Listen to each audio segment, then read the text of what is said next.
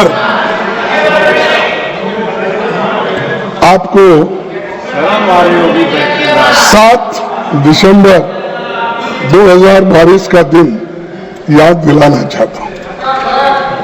जब पहली बार सभापति के रूप में इस सदन में पधारे थे, मैंने आपके स्वागत में कहा था कि आपको नियमों, मेंबर्स के अधिकारों और भावनाओं की जानकारी बहुत है।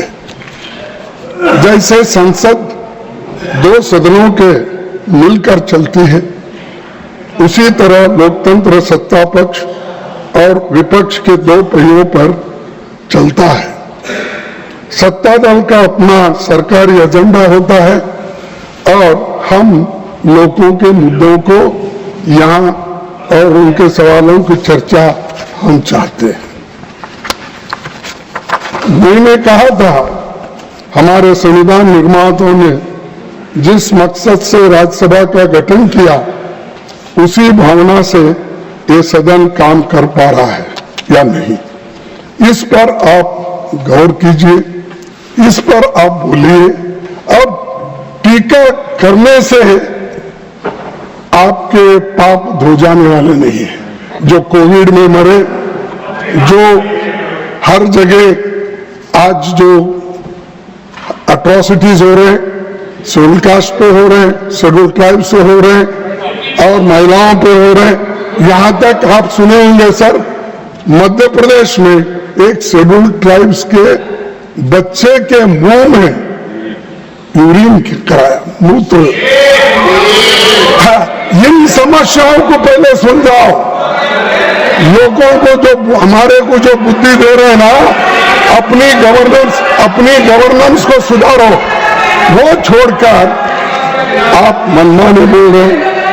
सर, आपका शुक्रिया भी हम अदा करते हैं, इसलिए कि संविधान के स्वीकार कर जाने के बाद 75 साल में आप जो चर्चा के लिए 2 दिन टाइम दिए और हमको टाइम भी अलॉटमेंट किए, लेकिन थोड़ा एक आधा घंटा 1 घंटा ज्यादा भी हो तो हमारे लोग बोलने दो, क्योंकि जब तक आपने तो बोला है पहले ही, तो आपका धन्यवाद करता हूं।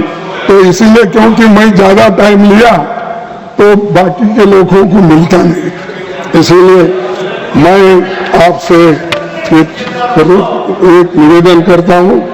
और दूसरी चीज ये है कि सबसे पहले मैं उन महान नायकों को श्रद्धांजलि देता हूं जिन्होंने एक समतावादी भारत का सपना देखा था। और सभापति जी, स्वाधीनता संग्राम के दौरान ही संविधान निर्माण की सोच उपजी थी। कांग्रेस के इतिहास से एक गहराई से जुड़ा है और 1931 में सरदार पटेल की अध्यक्षता में कराची कांग्रेस अधिवेशन में जवाहरलाल नेहरू ने मूल अधिकारों और आर्थिक नीति पर प्रस्ताव रखा था, जो पारित हुआ। ये ऐसा ही कॉन्स्टिट्यूशन नहीं बना, ये मूवमेंट से बना, ये आजादी के लड़ाई से बना।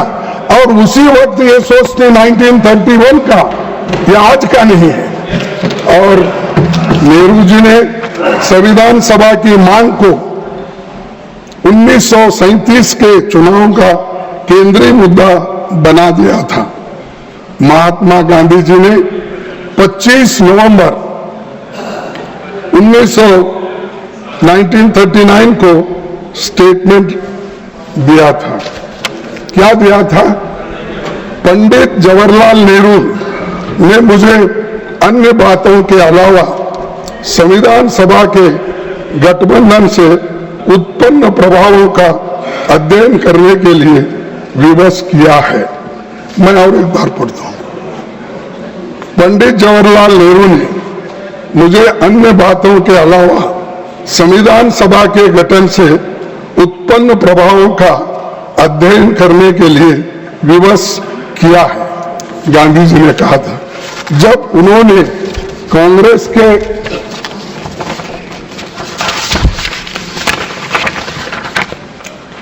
के सभापति जी सॉरी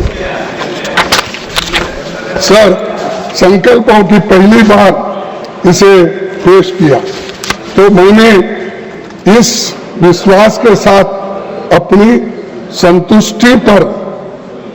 संतुष्टि कर ली कि उन्हें लोकतंत्र की तकनीकी बारीकियों के बारे में बेहतर जानकारी है, परंतु मैं पूर्णतः संशय मुक्त नहीं था। तथापि वास्तविक तथ्यों में मेरे सभी संशयों को दूर कर दिया गया। ये महात्मा गांधी जी, पंडित जवाहरलाल नेहरू जी के बारे में और उस वक्त किस ढंग से संविधान बनाना और इसका किस तरीके से काम होगा, ये महात्मा गांधी जी ने स्वीकार किया जो पंडित जवाहरलाल नेहरू जी ने कहा था।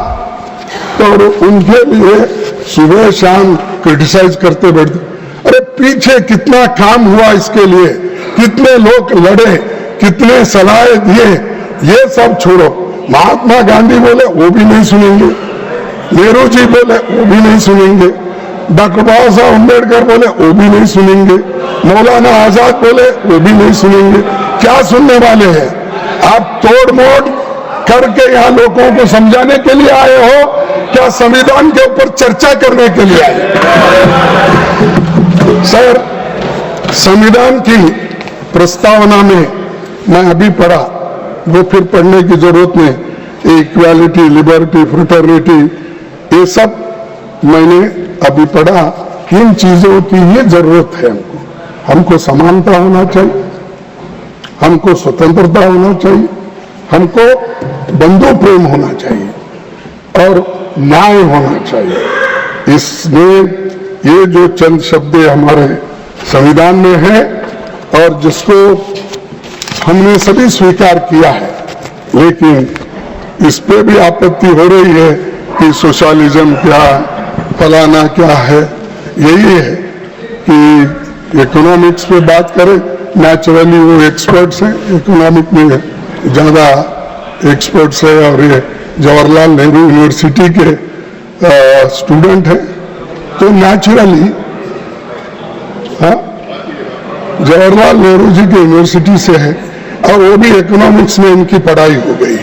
नेचुरली वहाँ क्या पढ़े मुझे मालूम नहीं, क्योंकि जवाहरलाल नेहरू यूनिवर्सिटी में सब जितने भी स्टूडेंट्स हैं वो इतने प्रोग्रेसिव है, देश बनाने में उनका बहुत बड़ा हाथ है। चाहे इकोनॉमिक्स में हो, चाहे पॉलिटिकल साइंस में हो, चाहे हिस्ट्री में हो, चाहे एंथ्रोपोलॉजी में हो, चाहे अपना हर सब्जेक्ट पे वहां पर बहुत ही उनको मान सम्मान दुनिया में मिलता है। और बहुत से जो जवाहरलाल नेहरू यूनिवर्सिटी में पढ़े हुए हैं वो दुनिया में अपना नाम किए हैं और डेमोक्रेसी पे बहुत बड़ा विश्वास रखते हैं। लेकिन यहाँ अनडेमोक्रेटिक थिंग्स को जो खत्म करने की बात हो रही है, जो डेमोक्रेटिक थिंग्स है उसको खत्म करने की बात यहां हो रही, ये कैसा? अरे जो आइडियोलॉजी को आप एक बार स्वीकार करते हो, ये बार बार कैसा बदलता है? आपने तो अरे चुप बैठो भाई, अब बार बार आप कैसा बदलते हो? मैं एक ही पार्टी में हूं कम से कम 1969 से आज तक कोई पार्टी नहीं, एक ही सिंबल है मेरा, एक गाय बछड़ा, अब क्या है हाथ। मैं किधर नहीं गए, तो यहाँ घंटे को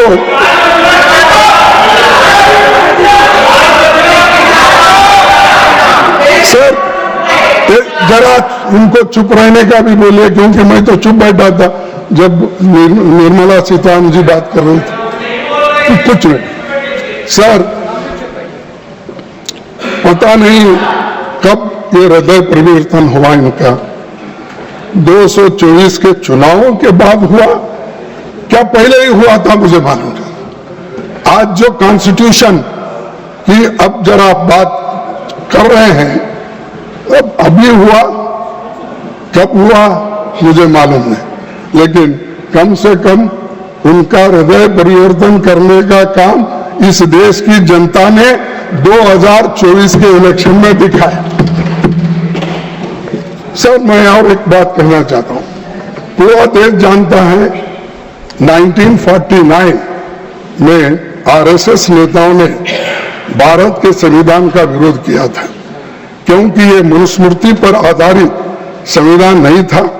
इस बारे में आरएसएस के मुखपत्र ऑर्गेनाइजर ने 30 नवंबर 1949 के अंक में विरोध करते हुए संपादकीय यानी एडिटोरियल में ये लिखा था, आप लोगों के मन में आज भी मनुस्मृति वो कायम है। मैं बार बार बोलता रहा, आप लोग उल्टा हमारे पर इल्जाम आप लगाते रहे।